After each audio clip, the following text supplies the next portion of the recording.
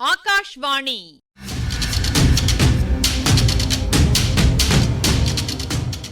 பொன்னியின் செல்வங்கள் வாசிப்பும் ஆய்வும். வாசிப்பவர் ராமசுவாமி சுதர்சன் அவர்கள்.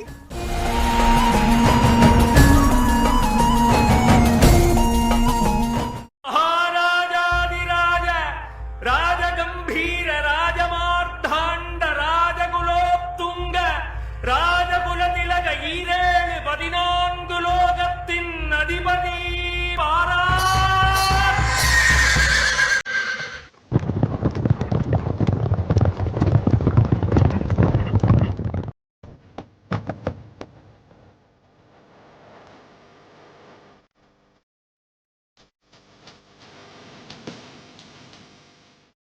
பெரிய பழுவேட்டரையர், வந்தியத்தேவன், ஆதித்த கரிகாலன், பார்த்திபேந்திரன் இவர்கள் எல்லோரும் கந்தமாறன் உட்பட உரையாடி கொண்டிருக்கிறார்கள். அப்பொழுது பழுவூர் இளையராணியை பற்றிய பேச்சு வர, அவரை பற்றி தவறாக பேசினால் அவரவர் எப்படி எதிர்வினை ஆற்றுவார்கள் என்பதை அங்கே பார்த்திபேந்திரன், கந்தமாறன், வந்தியத்தேவன் ஆகியோர் கூறிக்கொண்டிருந்தார்கள்.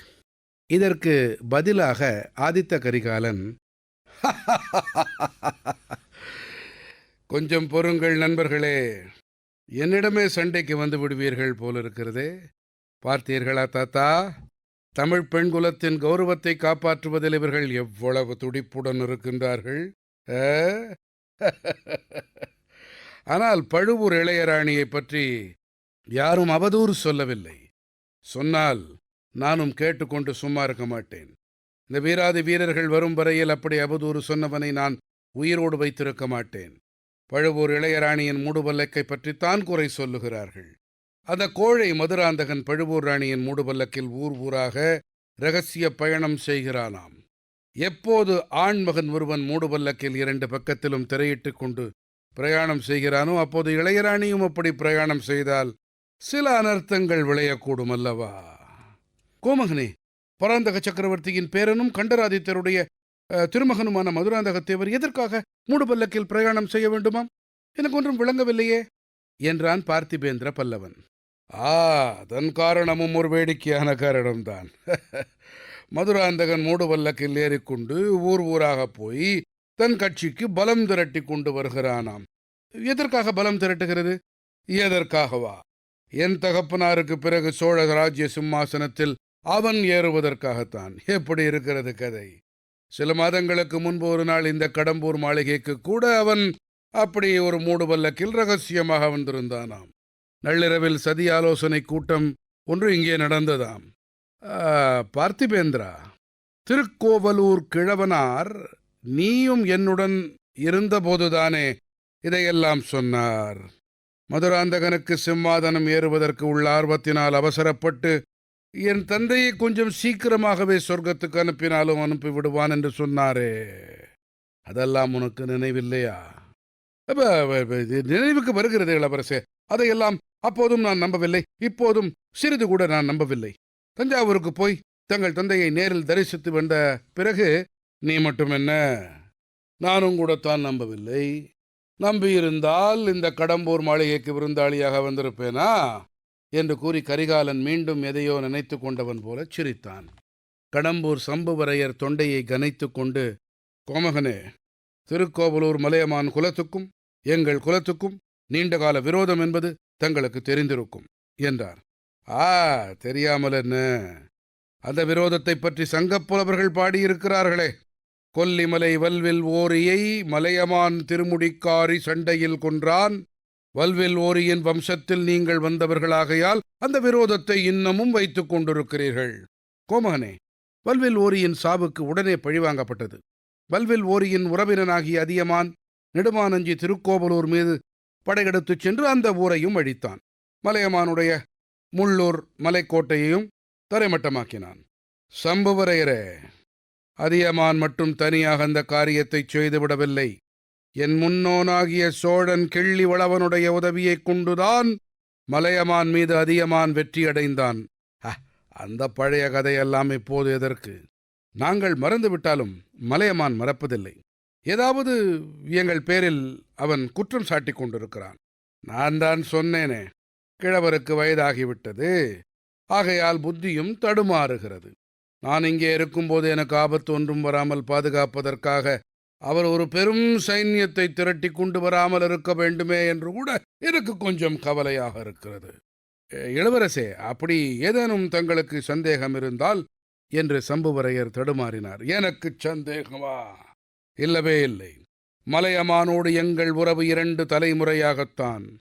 பழுவேட்டரையரோடு எங்கள் உறவு 6 தலைமுறையாக தொடர்ந்து வந்திருக்கிறது. பழுவூர் அரசரே இங்கே வந்திருக்கிறார். அவர் சோழகுலத்துக்கு விரோதமாக ஏதும் செய்வார் என்று நினைக்க எனக்கு பைத்தியம் பிடித்திருக்கிறதா என்று கூறி கரிகாலன் பைத்தியச் சிரிப்பு சிரித்தான். பழுவேட்டரையர் கம்பீரமான குரலில், இளவரசே, சோழகுலத்துக்கு விரோதமாக நான் ஏதும் செய்ய மாட்டேன். இது சத்தியம். தர்ம நியாயத்துக்கும் விரோதமாகவும் எதுவும் எப்போதும் செய்ய மாட்டேன். இது 2 மடங்கு சத்தியம் என்றார். ஆமாம் ஆமாம், தர்ம நியாயம் என்பதாக ஒன்று இருக்கத்தானே இருக்கிறது. அதை பற்றி தங்களிடம் பேசி தெரிந்து கொள்ளத்தான் வந்தேன். வேட்டையாடும் நேரமும் கூத்து பார்க்கும் நேரமும் போக ஒழிந்த நேரத்தில் சற்று தர்ம நியாயத்தையும் பற்றி பேசுவோமே. சம்புவரையரே, இந்த பிரம்மாண்டமான அரண்மனையில் நானும் என் சிநேகிதர்களும் தங்குவதற்கு எந்த இடத்தை ஏற்படுத்தி இருக்கிறீர்கள் என்று கேட்டான் கரிகாலன். ஐயா, தங்களுக்கும் பழுவூர் மன்னருக்கும் பின்கட்டில் விருந்தினர் விடுதி முழுவதையும் ஒதுக்கிவிட்டிருக்கிறோம். மற்றபடி வரக்கூடிய சிற்றரசர்களை எல்லாம் என்னோடு முன்கட்டிலேயே வைத்திருக்கொள்ளுகிறேன். ஓ, இன்னும் சிற்றரசர்களும் வரப்போகிறார்களோ? ஆம் இளவரசே, தங்களை இங்கே சந்திப்பதற்கு சுற்றுப்புறம் உள்ள குறுநில மன்னர்கள் எல்லோரும் ஆவலாயிருக்கிறார்கள். பலரும் வருவார்கள். வரட்டும் வரட்டும், எல்லோரும் வரட்டும். ரொம்ப நல்லது. யோசித்து முடிவு செய்ய வேண்டியதை ஒரு வழியாக முடிவு செய்து விடலாம். மதுராந்தகனுடைய சதி ஆலோசனை ஒருபுறம் இருக்கட்டும். நானே உங்களுடன் சேர்ந்து ஒரு சதி ஆலோசனை செய்ய விரும்புகிறேன். அதற்கு இந்த மாளிகையை காட்டிலும் தகுந்த இடம் கிடைக்காது என்றான் கரிகாலன். நாகைப்பட்டினத்திலிருந்து கோடிக்கரை வரையில் சென்ற ஓடையில் பூங்குழலியின் படகு போய்க் கொண்டிருந்தது. பூங்குழலியோடு சேந்தன் அமுதனும் அந்த படகில் இருந்தான். படகு கோடிக்கரையை நெருங்கிக் கொண்டிருந்தது. ஓடைக்கரையில் தங்க நிற தாழம்பூக்கள் மடல் விரித்து மணத்தை அள்ளி எங்கும் வீசிக் கொண்டிருந்தன. ஒரு தாழம்பூவின் மீது பச்சை கிளி பறந்து வந்து உட்கார்ந்தது. அது உட்கார்ந்த வேகத்தில் தாழம்பூ ஊஞ்சல் ஆடுவது போல ஆடியது. பச்சை கிளியும் அத்துடன் ஆடிவிட்டு பிறகு அதன் தங்க நிற மடலை தன் பவள நிற மூக்கினால் கொத்தியது. படகு நெருங்கியதும் பச்சை கிளி கிக்கி கிக்கி என்று கத்திக்கொண்டு பறந்தோடி விட்டது. பிறந்தால் பச்சை கிளியாக பிறக்க வேண்டும் என்றாள் பூங்குழலி. நீ அவ்விதம் எண்ணுகிறாய். அதற்கு எத்தனை கவலையோ எத்தனை கஷ்டமோ யார் கண்டது என்றான் சேந்தன் அமுதன். என்ன கவலை கஷ்டம் இருந்தாலும் இஷ்டம் போல எல்லையற்ற வானத்தில் பறந்து செல்ல முடிகிறதல்லவா? அதை காட்டிலும் இன்பம் வேறு உண்டா என்றாள் பூங்குழலி. அப்படி பறந்து திரியும் பச்சை கிளியை சிலர் பிடித்து கூண்டில் அடைத்து விடுகிறார்களே என்றான் சேந்தன் அமுதன். ஆமாம் ஆமாம், அரண்மனைகளில் வாழும் ராஜகுமாரிகள் பச்சை கிளிகளை கூண்டுக்குள் அடைத்து வைக்கிறார்கள். குரூர ராட்சசிகள். கிளிகளை கூண்டில் அடைத்துவிட்டு அவற்றுடன் கொஞ்சி விளையாடுகிறார்கள். நான் மட்டும் ஏதேனும் ஓர் அரண்மனைகளில் சேடிப்பெண்ணாயிருந்தால் கூண்டில் அடைபட்ட கிளிகளுக்கு விஷம் வைத்து கொன்று விடுவேன். கிளிகளை பிடித்து கூண்டில் அடைக்கும் ராஜகுமாரிகளுக்கும் விஷத்தை கொடுத்து விடுவேன். நீ இப்போது பேசுவதைக் கேட்டால் உன்னையும் குரூர ராட்சசி என்றுதான் சொல்லுவார்கள். சொன்னால் சொல்லட்டும். நான் ராட்சசியா இருந்தாலும் இருப்பேன், ராஜகுமாரியா இருக்க மாட்டேன். ராஜகுமாரிகள் மீது உனக்கு ஏன் இத்தனை கோபம் பூங்குழலி? பார்க்கப் போனால் அவர்கள் பேரிலும் பரிதாபப்பட வேண்டியதல்லவா?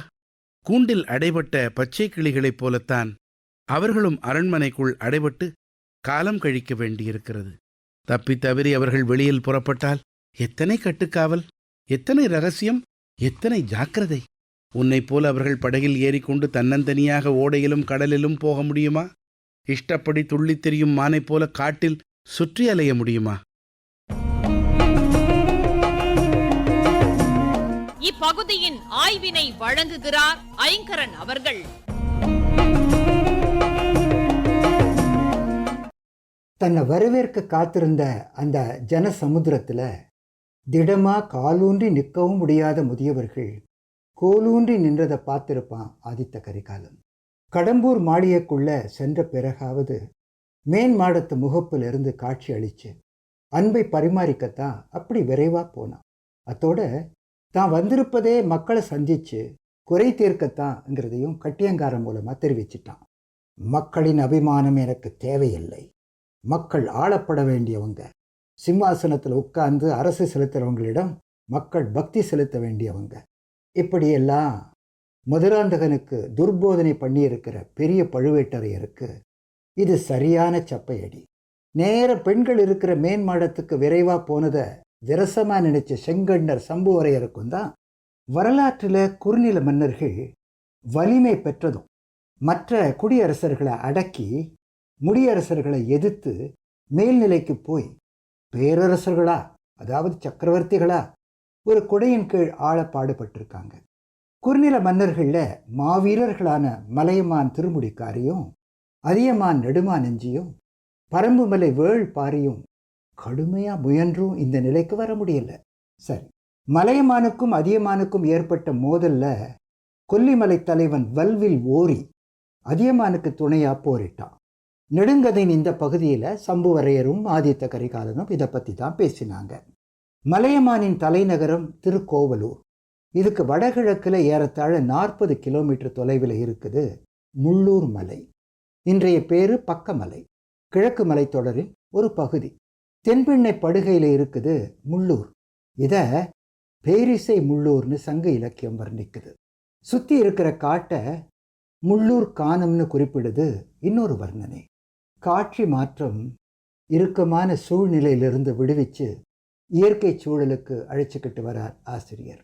ஓடக்கரையில் ஒரு தாழம்பூ மேலே பச்சைக்கிளி வந்து உட்காருது. அந்த வேகத்தில் தாழம்பூ ஊஞ்சலை போல ஆடுது. பச்சைக்கிளியும் அத்தோட ஆடிட்டு அதன் மடலை தன் மூக்கால கொத்துது. இதுபோல ஒரு அருமையான காட்சி பாடல் வடிவில்.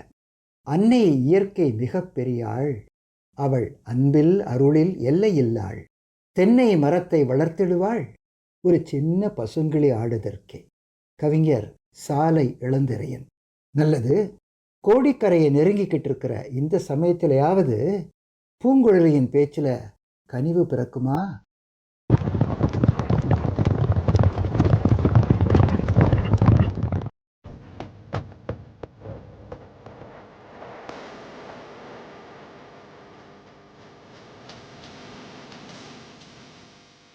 பொன்னியின் செல்வங்கள் வாசிப்பும் ஆய்வும் கேட்டீர்கள். வாசித்தவர் ராமசுவாமி சுதர்சன் அவர்கள். ஆய்வினை வழங்கியவர் ஐங்கரன் அவர்கள். படைப்பு சென்னை வானொலி நிலையம்.